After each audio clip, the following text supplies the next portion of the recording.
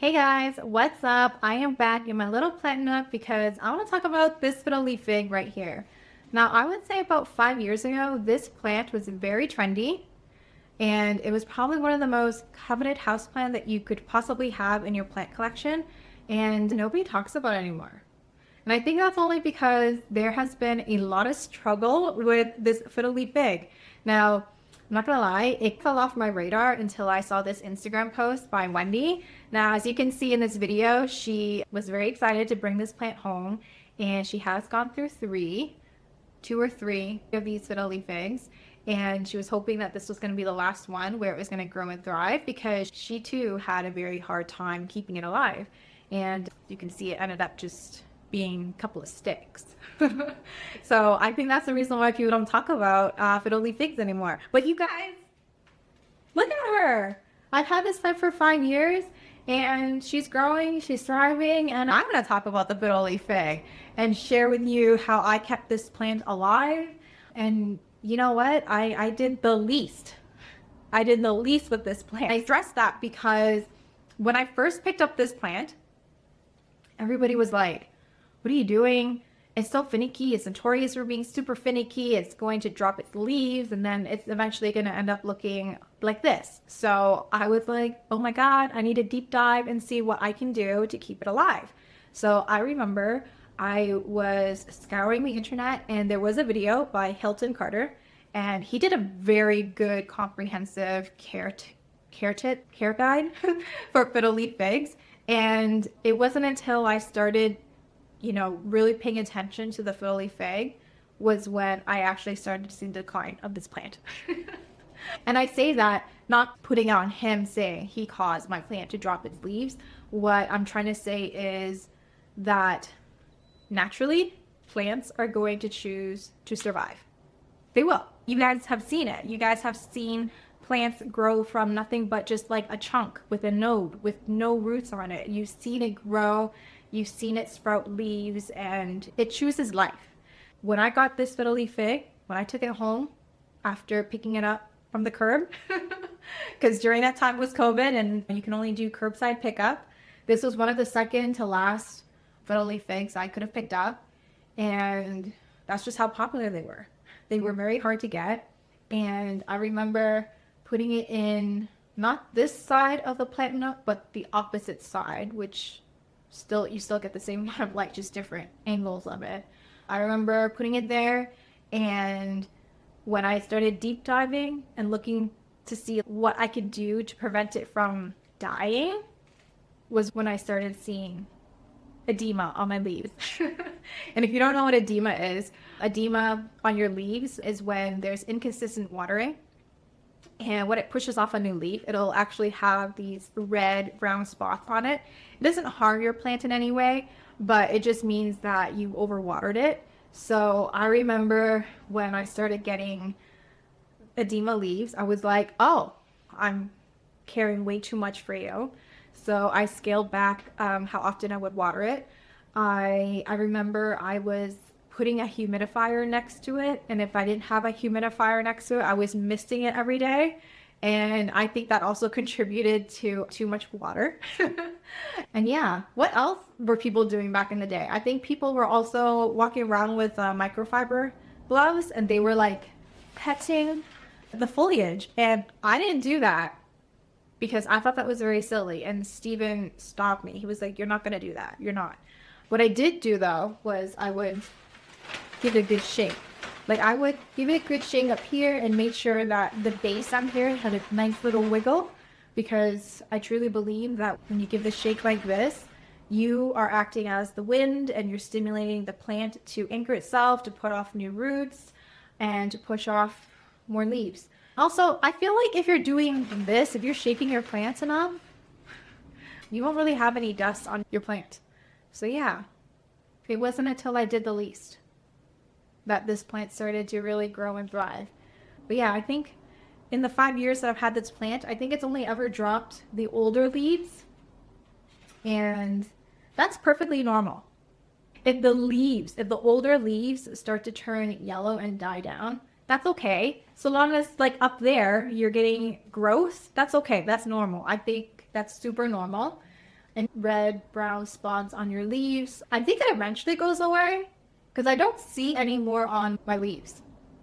I see a couple over there, but I think that's actually burnt. Where it's situated, we get a lot of sun, and sometimes the leaves will touch the window, so it probably got burnt. I don't think that's from edema. I think that's just, being too close to the sunlight. But otherwise, I stopped misting. I stopped giving it humidity. I started watering it once a week. I fertilize it once a week. And the fertilizer I use, it used to be a balanced fertilizer, but then I started using the one that had more nitrogen in it because I read that if you give your plant fertilizer with more nitrogen, it'll actually give you greener leaves. But it's all the same to me now. Now I'm just like, you got your nutrients, it'll be fine. And like I said previously, I actually find more results when I'm using the foliage spray. So it's, to each their own. So if there's any tips that I can give you guys that is helpful for your fiddle leaf figs or any plants in general, is to be patient.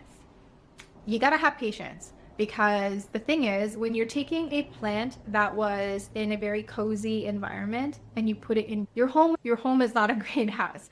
You're not gonna have this warm, humid environment all the time for your plants. And that's just the reality of it. And you just gotta give your plant some time to just acclimate to its new environment. And yes, it's going to drop some leaves. Yes, it's going to be very cranky with you, but give it some time. The only time that I would say to bump up the humidity is if it's actually starting to decline very quickly.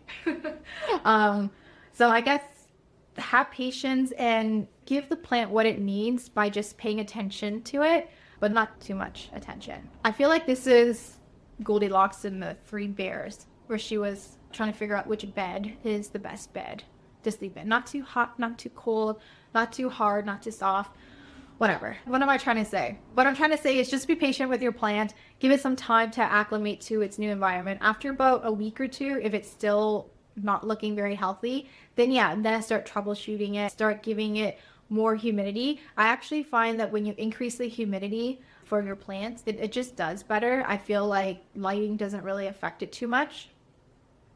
Of course, if there's zero lighting, yes, it's not going to survive. That's just common sense, okay? But in terms of what you can do to increase the probability of it surviving is probably just to up the humidity. When I increased the humidity, it started to drop its leaves. So I don't know what's up with that. But you just gotta be patient. You gotta just pay attention to it and look out for certain signs of stress on the plant. You just gotta give it time and let the plant do its thing. So going back to Wendy's Instagram reel, she showed us near the end that she wasn't gonna throw away her plant and she was gonna try to revive it. And I guess social media people commented and said, hey, you can actually just prune it back and it'll put off some leaves for you. Now, one thing that I do want to say is you have to be very mindful with where you're cutting your plants. Now, this doesn't just apply to the fiddle leaf fig, it applies to all of your plants. Usually what you want to do is when you are thinking of pruning or cutting it back, you want to look to see where the node is and cut above the node. And when I'm looking at her plant, I don't think, or at least she didn't mention that she was looking for certain nodes or buds on her fiddle leaf fig, but that's one thing that I would mention. The other thing is, if we look at her picture, I'm actually going to pull it up so that we can talk about it and I can share screen at the same time. Okay, so here's a picture after she has already cut the branches off. Now, I would have done things a little bit differently. I probably would have cut this off, and I would have cut down to here, and I probably would have cut this as well, and any of these like tertiary and secondary branches off, because when you have a plant or a tree that has so many secondary branches and tertiary branches, it's a lot for the plant to sustain. So when you cut back even more, the plant is going to utilize the energy in the most efficient way, which is one, for the roots, and two, to get the main stem to survive. Because the thing is, if the main stem or the main branch is surviving, it's going to put off new shoots anyways. So it's not going to harm the plant when you cut it down. So that is one thing that I would have done very differently if it were me. The other thing is, like I had said, where she was cutting it, you want to look for a bud. So I'm actually gonna go off camera and take a look at my own plant to see if I have any buds so that I can show you guys. So just give me a moment. All right, so when you're looking at the plant right here, this is a node, and then this is a node right here. And in between the two nodes are the internodes. So you want to make a cut right in between here, and that way it'll stimulate over here a new growth. So usually behind it, there's going to be like a bud of some sort, which is right here for it to grow. So if I were to cut here, I'd have a new development here. Now, one of the reasons why I had mentioned that she probably should have just cut these little dinky things off is because the plant itself will use the energy elsewhere. So I did trim this back, and obviously nothing has grown here because it's utilizing its energy to sustain the rest of this plant. I think also when you have something that is pretty much, you know, very woody, it's very hard to see. So you want to look for something like this. This is a node. I think the other node is here, and I would have cut it right here. Then this would actually sprout and become a branch. Now, one other thing that I want to mention to you guys is that when you make your first cut on your tree, it's going to branch. So this right here used to be just one.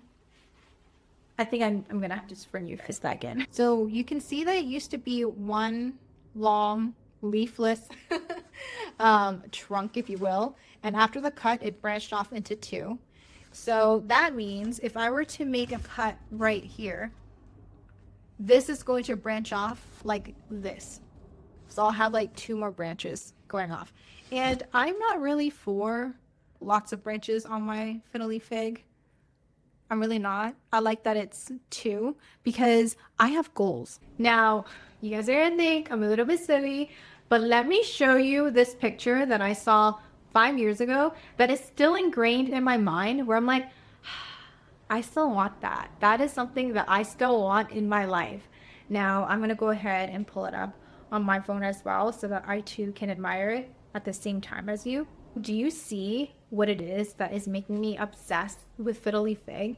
I love the fact that their fiddle leaf fig has grown so much that it is now just climbing on top of the ceiling and just doing its thing. And I actually remember reaching out to Hi Boy LA, and I was like, excuse me, but how did you get your fiddle leaf fig tree to grow along your ceiling?